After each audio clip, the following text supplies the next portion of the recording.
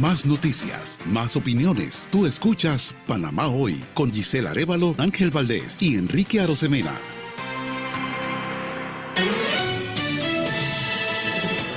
Entrevista de actualidad, Panamá Hoy.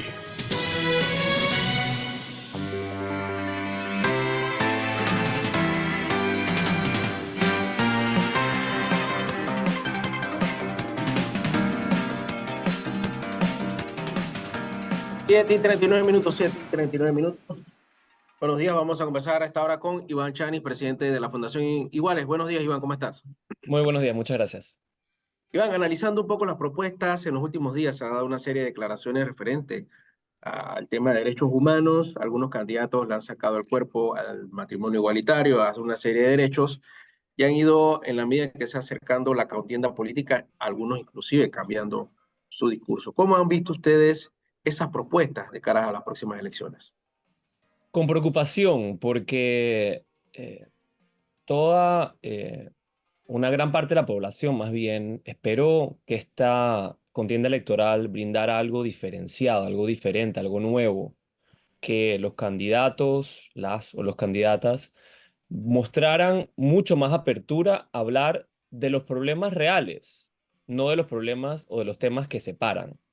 Estamos muy sorprendidos que ciertas campañas han vuelto a estas malas prácticas de utilizar estos clivajes políticos que lo que buscan es polarizar a la población para generar algún tipo de interés o de tracción en sus propuestas políticas, cuando es claro que Panamá ha evolucionado y que hay más panameñas y más panameños que están buscando candidatos, candidatas o autoridades que entienden la diversidad del país. Entonces, es contradictorio que a la primera semana de campaña, candidatos han optado por, en vez de proponer cómo solucionar los problemas, generar un problema.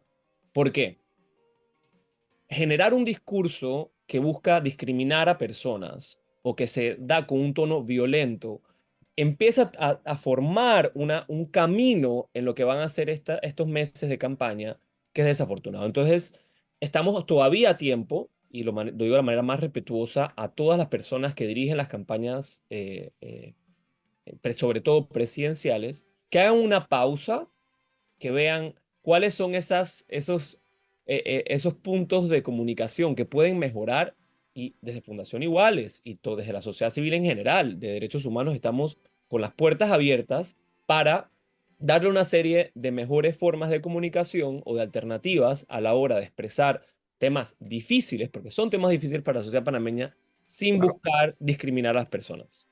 Es que, por ejemplo, el vicepresidente y ahora candidato a la presidencia por el PRD dijo, el que nace hombre, el que nace mujer, nace mujer.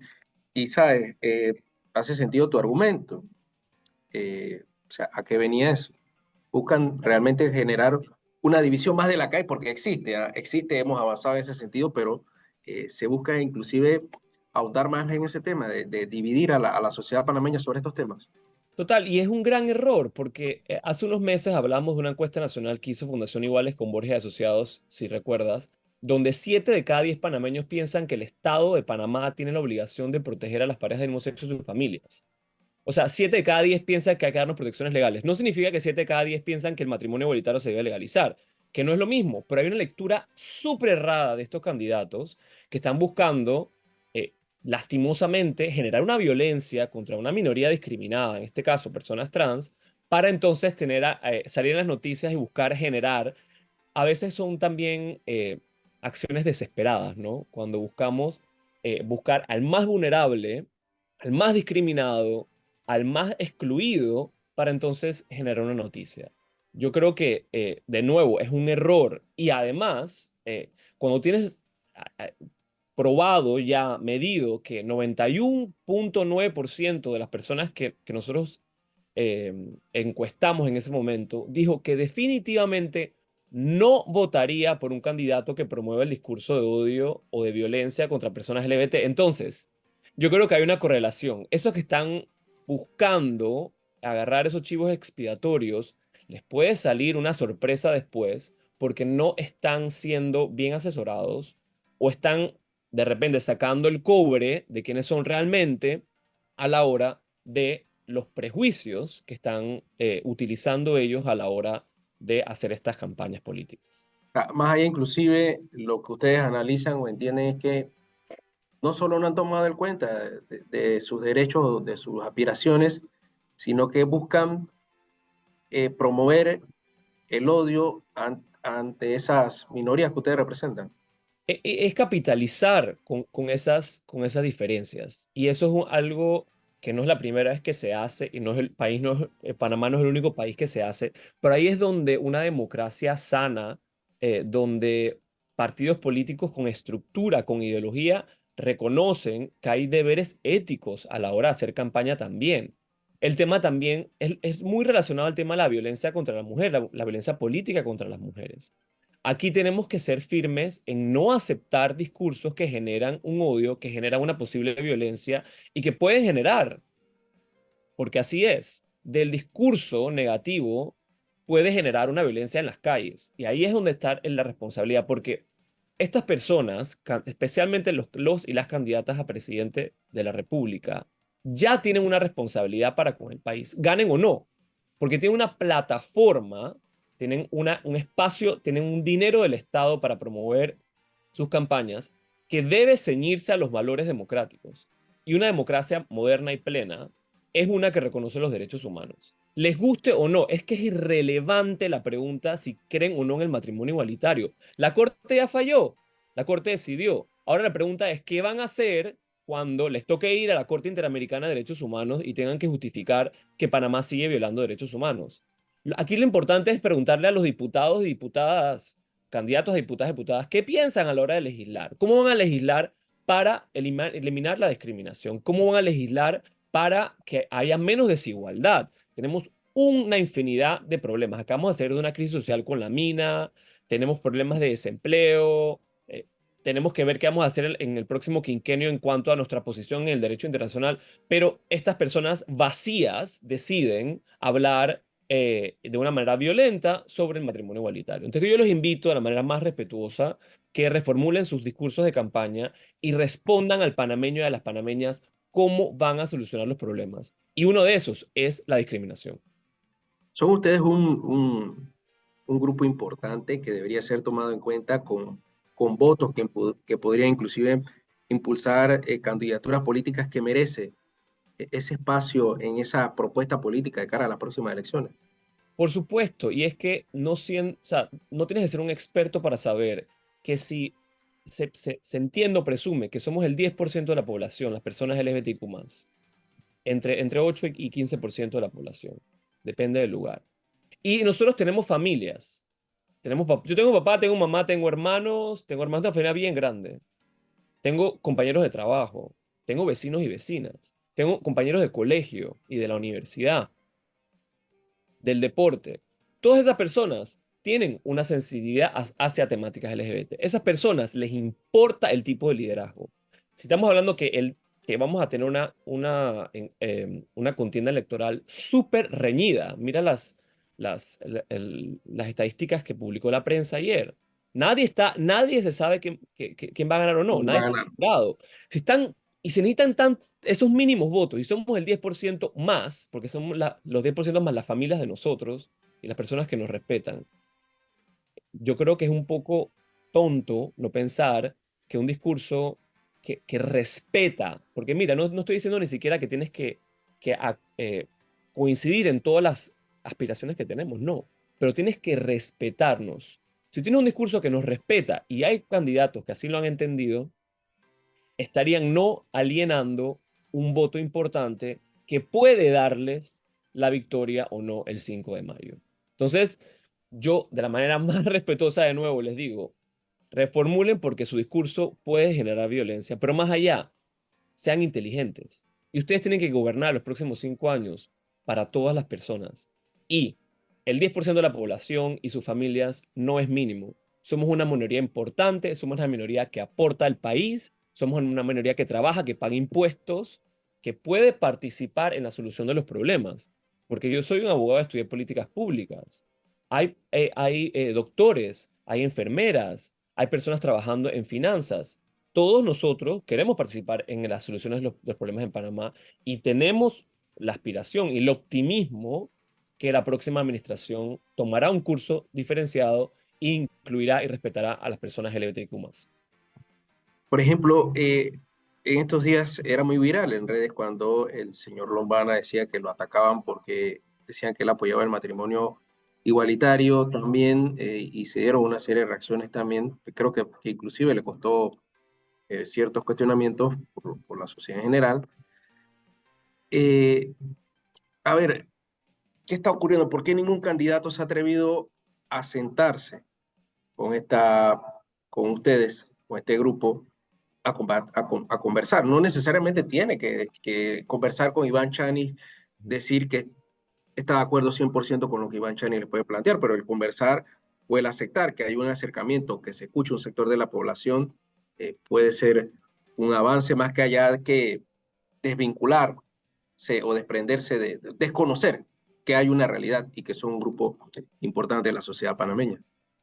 Que creo que estamos en un momento histórico en que muchos de estos partidos políticos o políticos en general saben que es importante sentarse a hablar con la comunidad LGTBIQ+.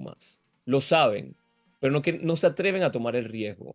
¿Por qué? Porque caen de nuevo en esta tradición política de pensar que eso les va a afectar más de lo que les va a beneficiar. Y eso es un error de cálculo político, porque Panamá ha evolucionado como ha evolucionado el mundo. En muchos países, parte del voto considerado un poco más liberal o el voto LGBTIQ+, y todo lo que eso conlleva, es una apuesta importantísima a la hora de hacer las campañas políticas, de presentar políticas públicas en sus planes de gobierno que vayan a responder a las necesidades de esas personas, como de minorías religiosas o como de personas racializadas, de mujeres y demás.